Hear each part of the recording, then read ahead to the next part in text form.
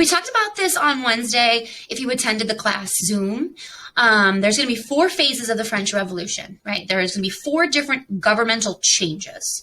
So 4 different governmental changes within a 10-year revolutionary period.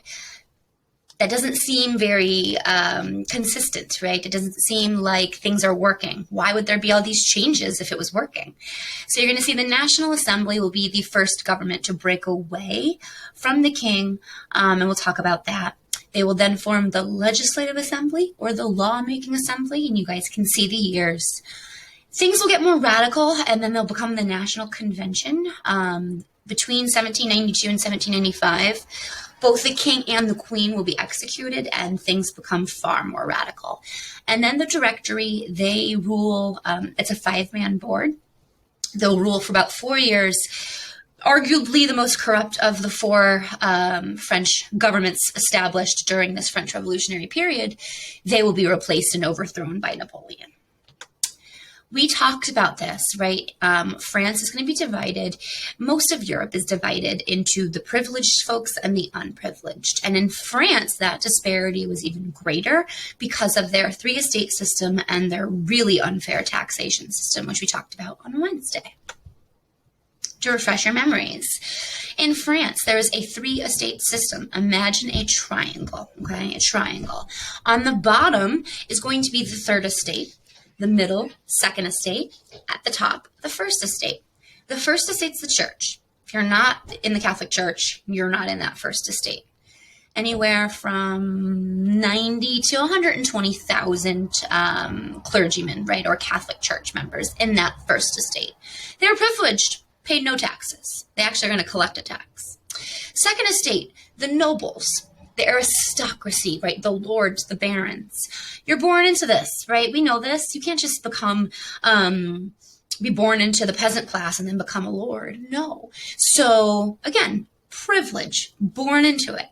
And this is going to range anywhere from around 300 to 400,000 nobles.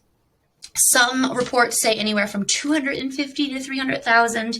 It all depends on, really the historical source that we're looking at in the data. So they pay no taxes.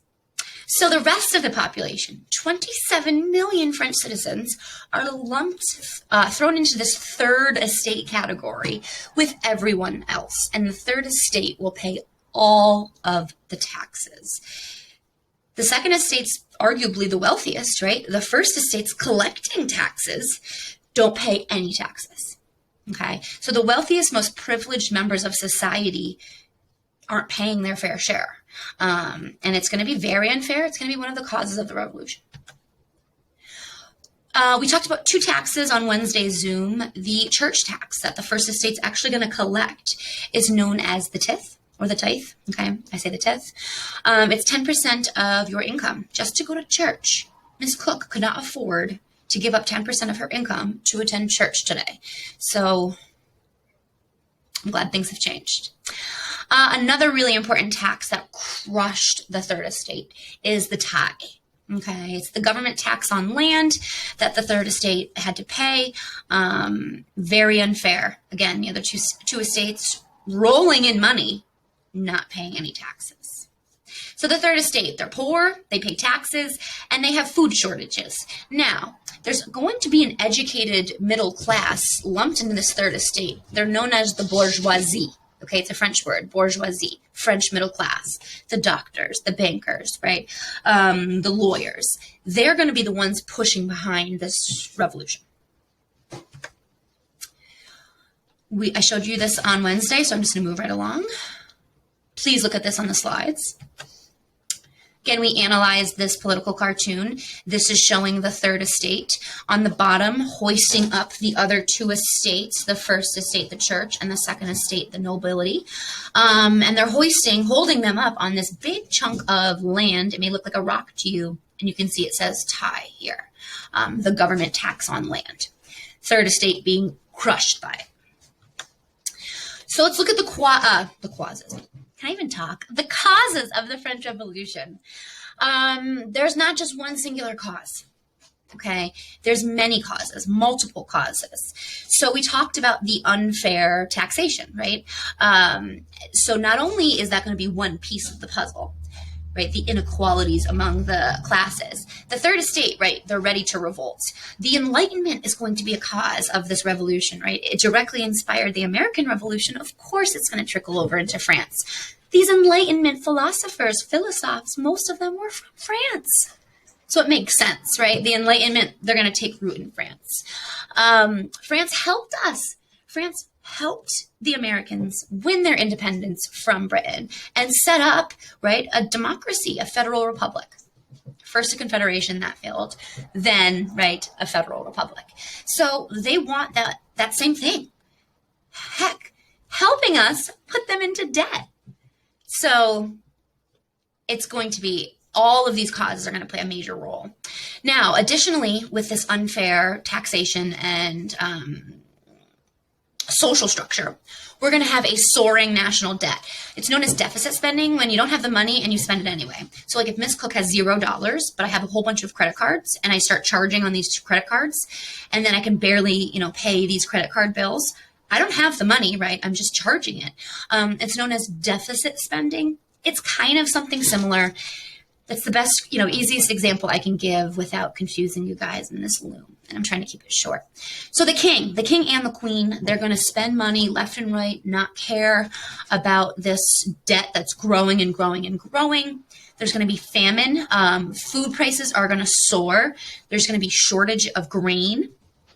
A lot of greedy merchants are going to try to sell it to the highest bidder. Meanwhile, the third estate, right, is starving to death. There's going to be bread riots. And eventually, all of this put together is going to cause that bourgeoisie of the Third Estate to form this National Assembly, the first phase of French revolutionary government. And they're going to declare their independence, take this tennis court oath, which we'll talk about, and then storm the Bastille, which is France's Independence Day. Okay, we'll talk about that. Okay, here's the king and queen. So it is King Louis XVI and his queen Marie Antoinette. She is an Austrian princess. So the Austrian and French monarchies are united with this marriage. We talked about divine right theory, so I'm going to move right along. Okay, what does the King of France do? I'm not going to read all of this to you because I think you guys can look at the slides and see for yourselves, but I'm trying to show you absolutism in action. He's making all the laws, all the decisions regarding war and peace, right? He's controlling the military. He's controlling the justice system. He appoints the judges. He appoints intendants, or these petty tyrants, right, that would govern France's 30 districts. That's how France was divided. We're divided into states. France is divided even then into districts. So he would handpick, right, an appointee to watch over that district, to do his bidding. He's going to appoint tax collectors. He's going to imprison anyone for any, in jail for any reason. There are actually blank warrants of arrest. In the textbook, we would talk about this. It's actually called the lettres de cachet, known as the blank check warrants or arrest warrants. He didn't need a reason. I don't like you. I can throw you in jail. Right? You're an enemy of me. You're speaking badly about my regime, my rule. I can throw you in jail for no reason. I don't need to give a reason. And who knows how long you'd stay there. So to review, how is this different than England? Well, in England, you look at the Magna Carta, 1215, you can't be thrown in jail without a reason, right? You have to be told the alleged crime that you commit in order to be jailed. And that's a value that's going to grow in England, right? It'll come over here in America. We have that, innocence until proven guilty. And we have a judicial system. In France, the king is the justice system. Okay, and so you're going to see it's a mess. He raises taxes whenever he wants, to wage war whenever he wants, not really regarding his people. The 27 million folks in the Third Estate, hated. He's going to be hated. And his Austrian queen, hated even more. Arguably, she's going to get some unfair blame, and shade thrown her way because she was foreign. She was Austrian. She spent a whole lot of money. She had no real regard for the soaring debt. And she did kind of try to help feed the needy and those poor third estate, but it wasn't enough. It wasn't enough. She was branded a foreigner and hated. Okay, so Louis XVI, he's a weak leader, bad. Again, some people born into this really are not cut out for it. He makes really poor decisions, doesn't think them through. He has no patience. He's very weak, and he doesn't have the respect that other kings should have, right? Like the Sun King. Totally different Louis. And the Estates General, that supposed representative body, they have not met since, 1614. So they have not met in 175 years. Okay, there is no representation. The people don't have a say. France is just heading farther and farther into debt. There's famine, there's food shortages, there's going to be riots. He's got to do something. So he's going to call a meeting of the Estates General, finally. Where? At Versailles, right? His palace on the outskirts of Paris, spent taxpayer money to build this beautiful palace at Versailles. It's over a quarter mile long. So this meeting of the Estates General, he asks them to, bring their grievances, bring their issues to this meeting. It's held at Versailles. Now, the problem is this unfair voting system. Okay, now you guys can read right here. Okay, so they're talking about what do we do, right? What do we do about this debt? And so the thought comes, well, we could start taxing the first and second estates. We can get more money that way. The third estate's going to jump on that and say, yes, yes, please. Now, 97% of the population gets one vote. 27 million people get one vote. So right, if the question is, should we have more taxes in the first and second estate, the first and second estate are going to say, no, we don't want to pay taxes. We're sitting pretty here in our privileged, right, old ancient regime. We don't want to change things. And you're going to see the third estate's going to be outvoted by the other two over and over and over again. How unfair, right? 3% of the population is arguably, right, weighted more heavily than 27 million, 97% of the population.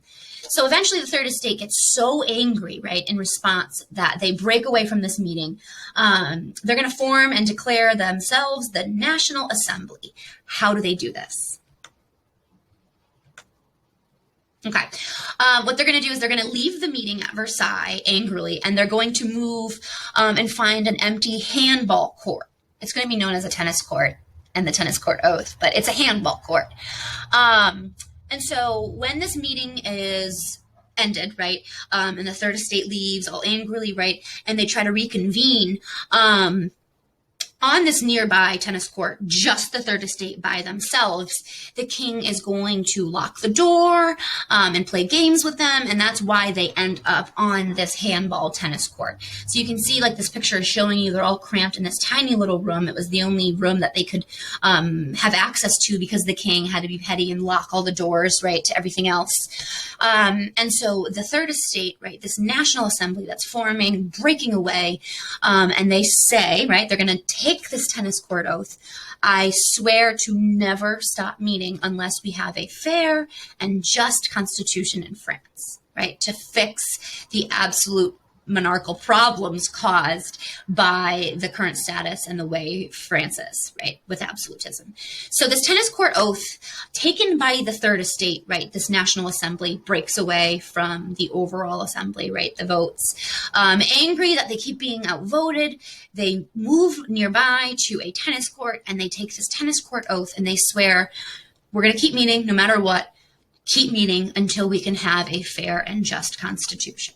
And they're looking across the English Channel at England being like, it works there, right? They have a constitution. They have a king. We can do better, right? Again, this is the National Assembly of the Third Estate.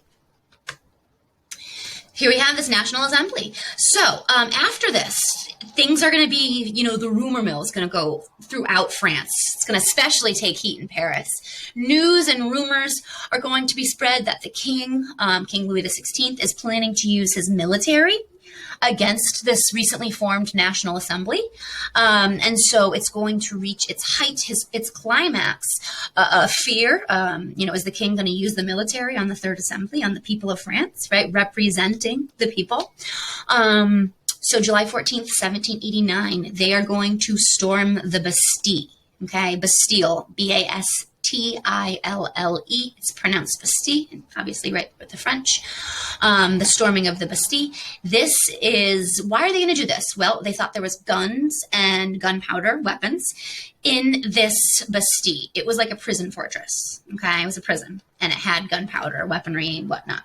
So citizens are going to angrily in Paris storm this Bastille to try to get some of those artillery, right? The gunpowder, the weapons, maybe some actual artillery, right? Other guns. The governor of this Bastille, this prison, will actually die in this storming of the Bastille.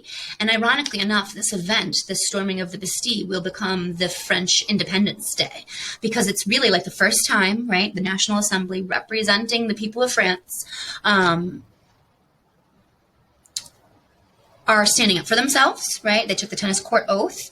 And now the rumor mill is spreading throughout Paris, and citizens of Paris, right, are storming the Bastille out of fear that they're not going to be heard, that the National Assembly is going to be disbanded, that the king might stick, the military on them. So there's a lot of fear and chaos brewing here. The storming of the Bastille, right? July 14th, 1789. It's the start of the French Revolution. Okay, so the beginning of the French Revolution will be with this storming of the Bastille. It will become the French Independence Day. And here we have another political cartoon. And it's showing the Third Estate now in a different light, right? Here we have the angry Third Estate represented here with guns, right, weapons. And then you have the First and Second Estates all innocently like, oh, don't hurt me, don't hurt us. Painting the Third Estate in a real negative, aggressive light.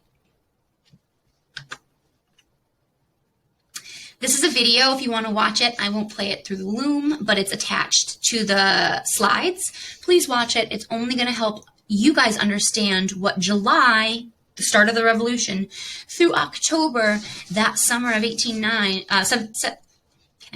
summer of 1789 was known as the Great Fear. There's going to be crisis and famine. Peasants are going to leave their homes in search of grain, and they're going to raid some lords and nobles' homes for food because they're starving to death. So it's just a video that'll help kind of show you on a deeper level if interested. Okay, France is finally going to declare their independence. This will happen later, really the end of August. So about a month later, after the storming of the Bastille, the National Assembly will declare independence and write their own Declaration of Independence, known as the Declaration of the Rights of Man and the Citizen. It is modeled after the U.S. Declaration of Independence and heavily influenced by the English Bill of Rights and our Bill of Rights, granting, right, freedoms, protections, trying. First thing this National Assembly is going to try to do is seize church land to sell to make money. Okay, the church isn't paying taxes, so they're going to try to attack the First Estate, attack the church. They see that as an easier method than attacking nobility at this point. So they're going to seize church lands to sell. It's going to transform the church into kind of a secular part of the state. In this French Revolution, the Pope hates this. It's going to abolish feudalism and the tithes, right? Those church taxes. They're going to abolish, get rid of it. How fair is it? And they're also going to abolish manoralism. So we no longer, the Third Estate does not have to pay taxes to the First or Second Estates anymore. So they're abolishing those unfair policies, and they're just pushing forward, trying to fix France in their minds. Okay, somewhat radical. It's going to anger a lot of the First Estate, a lot of super religious, Catholic French citizens. It's going to anger the Pope, but in their minds, the National Assembly, we got to do something to get France to crawl out of this hole that they're in. A constitution will occur in 1791. This is the same year that the U.S. Bill of Rights is added to our Constitution. Ironically enough, it's heavily influenced by our Constitution, by our Bill of Rights, by England. And with this Constitution, the government changes to now the Legislative Assembly. They're making laws, they're collecting taxes, hence legislative lawmaking body. So now we're in phase 2 of French revolutionary government. Here's the Constitution. It has some democratic features, some undemocratic features. So France becomes a limited monarchy, similar to England. All laws are going to be created by the Legislative Assembly, similar to Parliament. Undemocratic features. Voting is going to be limited to taxpayers. Not everyone can pay their taxes, right? Offices are going to be reserved for property owners. Not everyone owns property. So there are going to be some undemocratic features that later they're going to try to fix. This is not the first and only constitution. There's going to be like 3 or 4 constitutional changes in France. A mess. So what are we going to do with the king and the queen, right? This legislative assembly, right? The French parliament. What are they going to do with this king and queen who live lavishly? Well, they're going to arrest them and keep them in Paris, in their palace. The family will try to escape, actually. They're going to dress up as servants, and they're going to get close to the Austrian border, because that is where Marie Antoinette is from. Remember, Austria is going to be an ally. And they're going to be caught, brought back to Paris under serious lockdown. And this legislative assembly is basically going to declare war on them, on the absolute monarchy. Austria and Prussia will back the king and the queen, and it's going to cause conflict, war, bloodshed. So Austria and Prussia want Louis in charge. Why? Well, Marie Antoinette, right? Remember the Queen of France? Her brother's the Emperor of Austria. So no, he doesn't want to see his sis, right, thrown off the throne of France, or worse, who knows what could happen, right? Executed by these radicals, revolutionaries in France. So Austria and Prussia are going to want Louis and Marie Antoinette in charge. They want absolutism because absolutism's in their countries. And so they're actually going to go to war with France, and the war is going to last on and off from 1792 really all the way through 1815 with Napoleon. Other countries will intervene as well. The radicals, yeah, so here we are we're about to enter our third phase of French government, the National Convention. Things grow more radical, right? Radical means scary to some, right? Revolutionary, new, changing, progressive. So in 1793, men are going to take control of the Legislative Assembly and call for a new election, where now all men can vote, not just the property owners. And this push for a new radical government will create the National Convention. It abolishes the monarchy altogether. Before it was a limited monarchy. Now it's abolished. Get rid of it. We're going to execute the king and queen. And France is going to be declared a republic. They're going to try to erase all traces of that old ancient regime. They're going to take nobility and aristocratic lands and titles and abolish them as well and seize them. Here we have it. So King Louis XVI will be executed in January of 1793. His queen, his bride, Marie Antoinette, she will be executed in October. So imagine having to wait from January to October to meet your fate after you know what happened to your husband. Scary for them. The people, of course, rejoiced in this.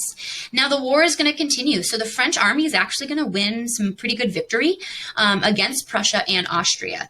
They have some pretty dazzling French military strategists, right? Napoleon Bonaparte will eventually rise through the ranks. We'll talk about him in a later loom. And so in 1793, other countries are going to join forces against France, against this crazy revolutionary radical government, right? So Britain, Spain, the Netherlands, Austria, and Prussia, they're all going to join up, form a coalition to take on France. France, right, will eventually be versus everybody else. Now, France is going to be smart. The National Convention will order a draft, a military draft. So it's going to buff up their military ranks, their military numbers. It's going to reinforce their army. So they're looking at around 300 to 400,000 soldiers, a little under 500,000, which is pretty impressive for this time period. The Reign of Terror. This is a time period, 1793 and 1794, where really the revolution comes to a climax, right? A crazy, radical, revolutionary climax. There is this Committee of Public Safety that was created to save the revolution. Lawyers headed this committee of public safety. Robespierre was one of them. Georges Danton was another one. And they kind of formed this committee of public safety to keep the public safe, but their main goal was to save the revolution. So they're going to embrace Enlightenment ideas and principles, but take it to a whole nother level. And this is actually Maximilien Robespierre's quote: "Liberty cannot be secured unless criminals lose their heads." So there's going to be a year and a half, just about a year and a half, where France is going to be a very, very scary place to be, known as the Reign of Terror. Innocent people, thousands, will die, and it becomes a very, very chaotic place. People are fearful. Really, anyone can kind of be denounced as a traitor to the revolution and be executed. So you're going to think about, the Salem witch trials and, neighbors denouncing neighbors who they have grudge matches or issues with. That happened here. I have an issue with, Mrs. Sanders. I'm going to say that I heard Mrs. Sanders talking about how she wishes we could go back to a monarchy. Okay, that might have Mrs. Sanders brought in, interrogated. Worst case scenario, she could be sentenced to death. Now, a new tool will be used, the guillotine, right here. And it was actually invented by a doctor as a more humane way to decapitate someone's head right from their body. So in one fell swoop with this sharp razor blade, it would detach the head from the body. One fell swoop, you wouldn't be hacking. It wouldn't, it's painless. In that sense, I guess, right? We don't really know. But a doctor, Joseph Guillotin, invented the guillotine. And this was going to be really the symbol of this reign of terror. It becomes known as the national razor. 300,000 French citizens will be arrested by this committee of public safety. Talk about the irony, right? The public's not safe. In fact, they're just more fearful. So 300,000 will be arrested. 17,000 will be executed. The most common method was the guillotine. Others will be just shot, drowned. The irony is that the leaders of this committee of public safety will meet the same fate. At least Robespierre did. So in July of 1794, arguably the most ironic detail of this revolution is that the lawyer Maximilien Robespierre, who formed this committee of public safety and caused this reign of terror, will meet the same fate. He actually will try to kill himself prior because he knows he's going to be put to death. He shoots himself, but he does not kill himself. So he will actually be sentenced to death, to the guillotine, with a busted jaw from his failed suicide attempt. By Maximilian. All right, fourth and final French revolutionary government change before Napoleon comes in. 1795, they will rule for like 4 years before they're going to be ousted by Napoleon. This is the Directory. The third constitution will be written by the Directory, and they're going to create this 5-man board and a 2-house legislature. Now again, some undemocratic features. Only male citizens with property could be elected.